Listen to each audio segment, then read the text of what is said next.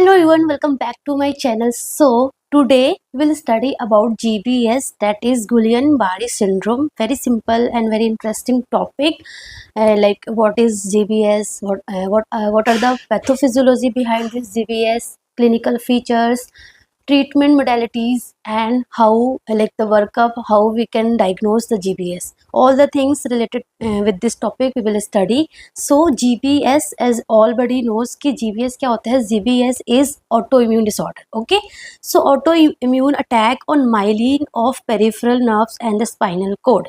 ठीक है ना. So सबसे पहले मैं आपको एक नॉर्मल हमारा जो नर्व है सबको पता है, नर्व की जो एक्सोनल में है जो क्या होता है, माइलिन सीथ होती है, माइलिन कवरिंग होती है. ठीक है. एंड ये माइलिन कवरिंग क्या करता है सबको पता है, it provides the insulation and also speed the nerve conduction. जो कंडक्शन है वो स्पीड कर देता है from cell body to dendrites. So speed of conduction will increase and also provide the insulation. ठीक है ना. So in GBS what happen, ये जो हमारा माइलिन सीथ है ना, इस पे ही अटैक होता है, इस पे ही अटैक होता है. सो ये जो माइलिन सीथ है ये डिस्ट्रॉय हो जाता है, तो जिसकी वजह से स्पीड ऑफ कंडक्शन है वो उसमें हैम्पर होती है, बहुत सारे वीकनेस एंड ऑल प्रॉब्लम्स देखने को मिलती है. सो ये होता क्यों है, ये होता क्यों है. सो मैंने क्या बताया, it is the auto immune attack on myelin of peripheral nervous system. Very important, it is not on central nervous system. अगर सेंट्रल होगा तो वो मल्टीपल स्क्लेरोसिस हो जाएगा. जीबीएस में कहाँ पे हो रहा है, peripheral nerve and spinal cord के माइलिन सीथ पर अटैक हो रहा है, जिसकी वजह से very very important line, acute and rapid, very rapid होगा. लाइक पेशेंट नाइट में सोया एकदम ठीक ठाक था एंड मॉर्निंग में उठेगा उसका लाइक लोअर लिम्ब पूरा वीकनेस हो जाएगा एंड लाइक धीरे धीरे पूरा अपर लिम्ब तक पहुंच जाएगा. It is very rapid. Okay, so it is very rapid and acute. It is not chronic, it is acute and rapid segmental demyelination of peripheral nerves and cranial nerves. So basically होता क्या है, like any etiology, any triggers. सबसे पहले कोई triggers होगा. Let suppose कोई patient है, उसको क्या हुआ, उसको कॉमन कोल्ड हुआ, कुछ फ्लू हुआ, मे बी उसको कुछ डायरिया हुआ है ना, कुछ भी एटियोलॉजिकल फैक्टर्स होगा, कुछ भी ट्रिगर्स होगा. एंड वो ट्रिगर्स में लाइक कुछ भी वायरल इन्फेक्शन हो सकता है या फिर बैक्टीरियल इन्फेक्शन हो सकता है. Viral infection most commonly like कोविड-19 की वजह से, या फिर Zika virus, Epstein Barr virus, hepatitis E virus हो गया, साइटोमेगालो वायरस हो गया, कैम्पेलोबैक्टर जेजुनी हो गया, HIV हो गया. ये सारे वायरस में से कोई सा भी वायरस उस पेशेंट को इन्फेक्शन हुआ. ठीक है ना. अब इन्फेक्शन होता है तो हमारी बॉडी बहुत ही मस्त है, क्या होता है, इम्यून रिस्पॉन्स ट्रिगर होता है.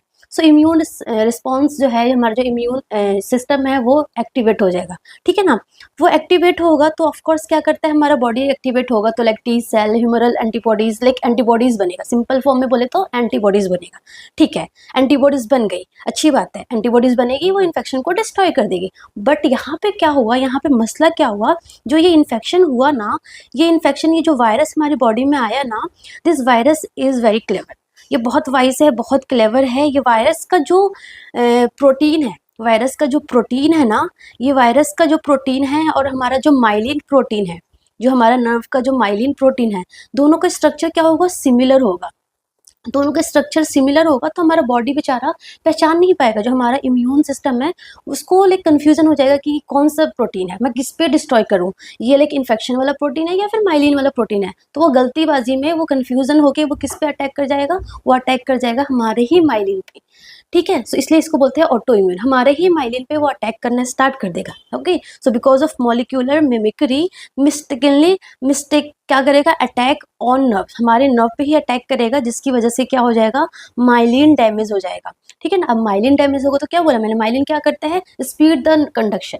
सो क्या होगा, स्लो नर्व मैसेज होगा, जो नर्व है, जो मैसेजेस है वो क्या होगा, स्लो पास होगा. ठीक है ना. उसकी वजह से सारे क्लिनिकल फीचर्स आएंगे like muscle weakness and all, जो कि मैं आगे बताने वाली हूँ, क्या क्या वीकनेस, क्या क्या क्लिनिकल फीचर्स देखने को मिलते हैं. ठीक है ना. उसके बाद इसमें रिकवरी फेस होगा. आपने ट्रीटमेंट दिया, आपने लाइक IVIG पेशेंट को दिया, आपने पेशेंट को क्या बोलते हैं, प्लाज्मा एक्सचेंज किया, तो पेशेंट में रिकवरी होना स्टार्ट हो जाएगी. सो लाइक माइलिन हील होगी एंड देन अगेन स्ट्रेंथ वापस आ जाएगा. ठीक है ना. सो अगर आपने टाइमली पेशेंट को ट्रीट किया तो वापस से स्ट्रेंथ आ जाता है धीरे धीरे. Like it takes month to years, है ना, depends on the condition.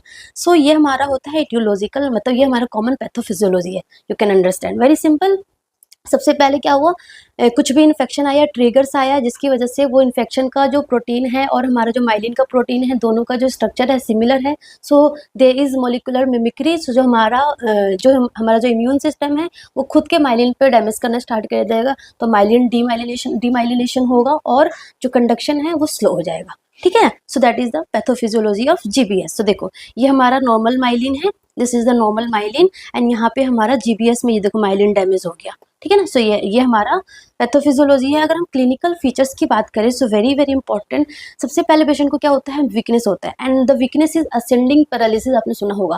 Like सबसे पहले लोअर लिम्ब में होगा, देन अपर लिम्ब में होगा, देन लाइक हमारा रेस्पिरेटरी मसल्स इन्वॉल्व करेगा, एंड धीरे धीरे लाइक नीचे से ऊपर की तरफ प्रोग्रेस करेगा, that is ascending muscle paralysis. ठीक है ना, सो फ्लैसिड पैराप्लेजिया होगा, लाइक मतलब कि टोन भी कम हो जाएगा, है ना, पहले लेग, आर्म्स, ब्रीदिंग, है ना, ये सारा धीरे धीरे ऊपर ऊपर तक आएगा। उसके अलावा ट्रंकल पैरालिसिस भी हो सकता है, पूरा का पूरा बॉडी ही पैरालाइज हो जाएगा, आर्म वीकनेस होगा, है ना, मतलब कि क्वाड्रिप्लेजिया हो जाएगा, सो नीचे की ऊपर की तरफ प्रोग्रेस हो गया। ठीक है ना, उसके बाद हमारा अगर डायफ्रामेटिक मसल्स को पैरालाइज करेगा तो पेशेंट को रेस्पिरेटरी वीकनेस हो जाएगा, रेस्पिरेटरी पैरालिसिस हो जाएगा, तो पेशेंट को इंट्यूबेट करने की जरूरत पड़ेगी, क्योंकि पेशेंट खुद से ब्रीथ नहीं कर पाएगा, सो इंट्यूबेशन की भी नीड होती है यहाँ पे अगर वो डायफ्रामेटिक मसल्स को पैरालाइज कर देगा तो। ठीक है ना, उसके अलावा नेक फ्लॉपीनेस होती है, लाइक जो पेशेंट है वो नेक को होल्ड नहीं कर पाएगा, मतलब धीरे धीरे प्रोग्रेस हो रहा है ना, नीचे से ऊपर की तरफ आ रहा है, सो नीचे की ऊपर की तरफ आ रहा है, तो जो नेक का मसल्स है, नेक का मसल्स भी इन्वॉल्व हो गया, तो नेक फ्लॉपीनेस हो जाएगा, पेशेंट का जो नेक का जो स्ट्रेंथ है वो लाइक नहीं रह पाएगा, पेशेंट नेक को होल्ड नहीं कर पाएगा, नेक फ्लॉपीनेस हो जाएगा। उसके अलावा फेशियल डाइप्लेजिया भी देखने को मिलता है, अगर सेवेंथ नर्व इन्वॉल्व होगा तो फेशियल मसल्स में पैरालिसिस हो जाएगा। बल्बर पाल्सी देखने को मिलता है, लाइक 9th 10th एंड 12th क्रेनियल नर्व अगर हैम्पर्ड होगा तो बल्बर पैल्सी देखने को मिलेगा, and like patient not able to drink, not able to eat, not able to talk, है ना, so dysphagia and all symptoms देखने को मिलता है। सो यहाँ पे हम पेशेंट को राइल्स ट्यूब भी डालते हैं, क्योंकि पेशेंट को डिस्फेजिया होता है, ड्रिंक ईट नहीं कर पाता है, बट हमें न्यूट्रिशन तो पेशेंट को देना है ना, सो हम यहाँ पे पेशेंट को क्या डालते हैं, राइल्स ट्यूब डालते हैं।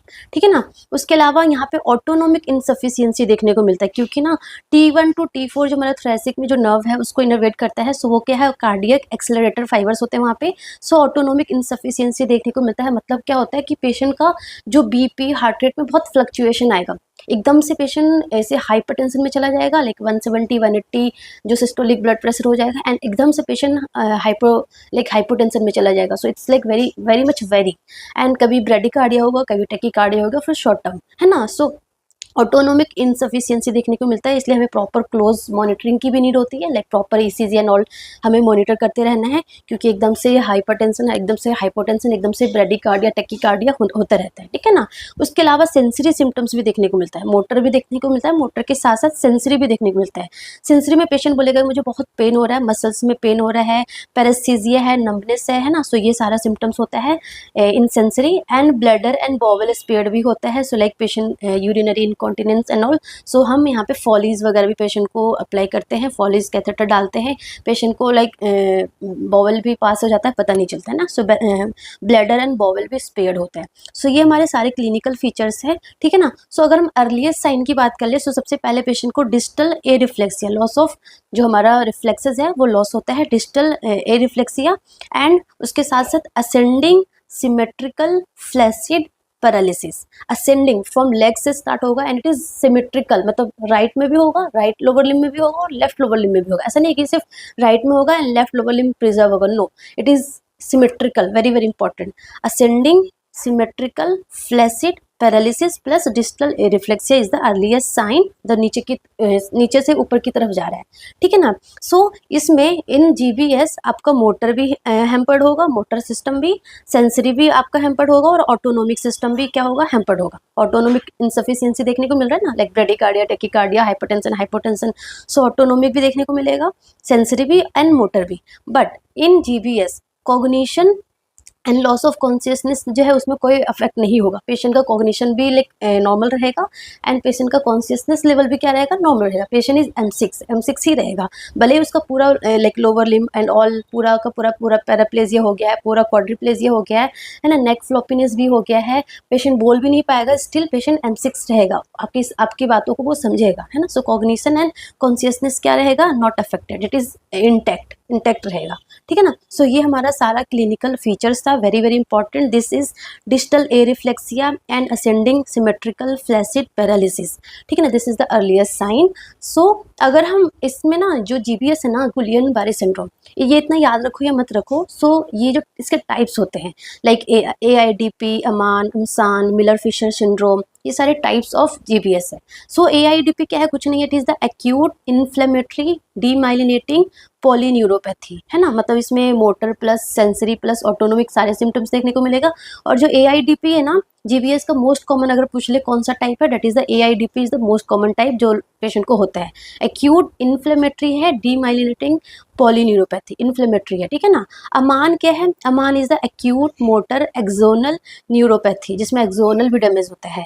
और अमसान में क्या होता है, acute motor sensory axonal neuropathy. और एक हमारा है मिलर फिशर सिंड्रोम, जो कि बहुत रेयर होता है, ये बहुत रेयर होता है, लाइक मैंने अभी तक एक ही केस देखा है मिलर फिशर सिंड्रोम का। सो मिलर फिशर सिंड्रोम में ना आपको ट्रायड देखने को मिलेगा, ये याद करना है, ये आता है एग्जाम में, लाइक ऑप्थेल्मोप्लेजिया, मतलब कि जो हमारा थर्ड नर्व पैल्सी होगा, सो ऑप्थेल्मोप्लेजिया होगा, ए रिफ्लेक्सिया होगा, loss of reflexes and ataxia, मतलब कि कोऑर्डिनेशन में प्रॉब्लम होगा। सो ऑप्थेल्मोप्लेजिया ए याद करना, OAA is present in Miller Fisher syndrome, ophthalmoplegia, areflexia and ataxia, ठीक है। सो ये हमारा मिलर फिशर सिंड्रोम में होता है and this is the rare one and most common अगर पूछे तो AIDP is the most common, acute inflammatory demyelinating polyneuropathy, ठीक है ना। अगर हम डायग्नोस्टिक फाइंडिंग की बात करें, वर्कअप की बात करें कि क्या क्या लाइक क्या क्या हम फाइंडिंग पेशेंट में हम क्या क्या टेस्ट हम पेशेंट में भेजेंगे। सो सबसे पहले अगर हम लंबर पंक्चर की बात करें, सो लंबर पंक्चर करेंगे एंड CSF निकालेंगे एंड CSF में क्या होगा ना, CSF में ओपनिंग प्रेशर हो गया, सेल्स काउंट हो गया, शुगर हो गया, कलर हो गया, सब कुछ क्या होगा, नॉर्मल होगा। एबनॉर्मेलिटीज कहाँ पे होगी, ओनली प्रोटीन इंक्रीज रहेगा, क्योंकि ऑटो इम्यून हो रहा है ना। सो एल्ब्यूमिनोसाइटोलॉजिकल डिसोसिएशन होगा, जिसकी वजह से प्रोटीन क्या होगा, एलिवेटेड होगा, ठीक है ना। सो CSF में क्या होगा, ओनली प्रोटीन एलिवेटेड होगा, बाकी ग्लूकोज वगैरह नॉर्मल रहेगा, ठीक है ना। MRI स्पाइन करवाएंगे तो वहाँ पे हमें डीमाइलिनेशन दिखेगा, ठीक है ना। एंड नर्व कंडक्शन जो वेलोसिटी होती है वो करवाते हैं, तो लेटेंसी जो पीरियड है वो इंक्रीज हो जाती है, ठीक है ना। उसके अलावा एंटीबॉडीज वगैरह सीरम वगैरह भी भेजते हैं, जिसमें हम एंटीबॉडीज चेक करते हैं, जैसे कि GM1 एंटीबॉडीज हो गया, anti-GQ1 एंटीबॉडीज हो गया, anti-GT एंटीबॉडीज हो गया, ये सारे एंटीबॉडीज चेक करते हैं, ठीक है ना। Then coming to the most important thing that is the treatment, कि क्या क्या ट्रीटमेंट देते हैं। सो सबसे पहले अगर पेशेंट एक्यूट फेस में आता है, पेशेंट जैसे स्टार्टिंग फेस में आता है कि जस्ट लोअर लिम्ब वीकनेस हुआ है, असेंडिंग पैरालिसिस, असेंडिंग जो मसल है वो पैरालाइज्ड हो गया है, lower limb and let's suppose upper limb भी इन्वॉल्व हो गया है, बट डायफ्रामेटिक मसल्स जो है वो इन्वॉल्व नहीं हुआ है, तो हम प्रॉपर लाइक फटाफट IVIG कर दे सकते हैं पेशेंट को, है ना। IVIG दे सकते हैं, इम्यूनोग्लोबुलिन विया इंट्राविनस दे सकते हैं, ठीक है ना।